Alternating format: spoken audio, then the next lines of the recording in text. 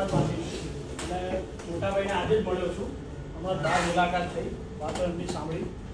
ઘણી બધી વાતોમાં હું સમર્થન કરું છું, કારણ કે બીજેપીનું કેવું છે કે એ એક કંપનીના જેમ કામ કરે છે અને એ બ્રાહ્મણ હોય, પટેલ હોય કે કોઈ બી બીજા અન્ય જાતિ સમાજના લોકો હોય, એ બધામાંથી આગેવાનો લઈ પોતાની સાથે રાખી એ આગેવાનોનો ચહેરો ગુજરાતના લોકોને બતાવી એમના વોટ લઈને સત્તામાં બેસી જાય. તમે દરેક ઠેકાણે કોઈ બી મોટા પ્રસંગો જોશો ને તો એમાં ખુલ્લું દેખાઈ જાય.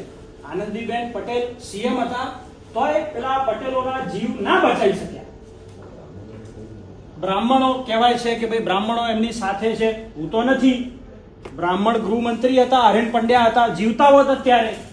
જો બીજેપી બ્રાહ્મણોની પાર્ટી હોત તો એ લોકો ખાલી ચહેરા બતાવે છે. તમારા માલધારી સમાજના હોય, દલિત સમાજના હોય કે કોઈ બી બીજા સમાજના હોય, એના આગેવાનોને લઈ જશે, એના સમાજને બતાવશે, સ્ટેજ પરથી 4 વાતો બોલાવશે, સમાજના વોટ લઈ લેશે.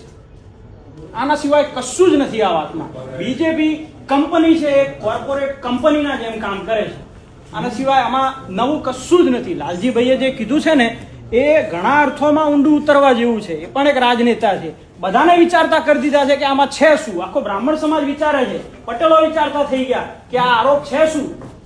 આ સાચી વાત છે, કારણ કે કોઈને જસ્ટિસ મળતું નથી. ભાજપના શાસનમાં છેક આદિવાસી પરેશાન છે, એનું જલ જંગલ જમીન બધું રિસ્કમાં છે. દલિત સમાજ આજે જોઈ લીધું મહીસાગરમાં કલેક્ટરનું શું થયું.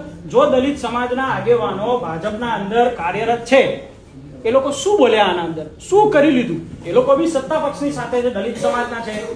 મહીસાગર વિષયમાં શું થયું, શું કલેક્ટર બોલ્યા, એના વિરોધમાં શું બોલ્યા એ લોકો. આનંદીબેન પટેલ વખતે શું ઉખાડી લીધું એ સમાજના લોકોએ. શું મરી ગયા ને 14 લોકો. એ લોકોનો જીવ બચાવવામાં ભાજપને સત્તા પક્ષને કોઈ રસ નહોતો. હરેન પંડ્યાનો જીવ બચાવવામાં સત્તા પક્ષને કોઈ રસ નહોતો, કારણ કે સત્તા પક્ષ એ કોઈ રાજનીતિક પાર્ટી નથી. આ એક કોર્પોરેટ કંપની છે ભાજપ. આ કોઈની સગી નથી. અહીંયા બેઠેલા કોઈ બી સમાજના લોકો છે, ધર્મના લોકો છે. ત્યાં પેલા આસિફભાઈ બેઠા છે, પાટણથી સાહેબ આવ્યા છે, દલિત આગેવાન છે, 20 વર્ષ 22 વર્ષથી મહેનત કરે છે. આ પાર્ટી કોઈની સગી નથી. એટલે એ આપણે ધર્મમાં જો એને ફોકસ કરીશું ને કે એ પ્રોપર સવર્ણની પાર્ટી છે તો એવું છે જ નહીં. એ ખાલી ચહેરા આગળ કરશે અને એ ચહેરાઓની પાછળથી એ લોકો રાજ કરે છે. ઉદ્યોગપતિઓ રાજ કરે છે. સીધું હિસાબ જોઈ લેવાનો એના અંદર. નાના સમાજના લોકોને લાલચ આપીને લઈ જાય. એ લોકો કામ શું કરે, શું એમના સમાજનું કામ કરી શકે છે?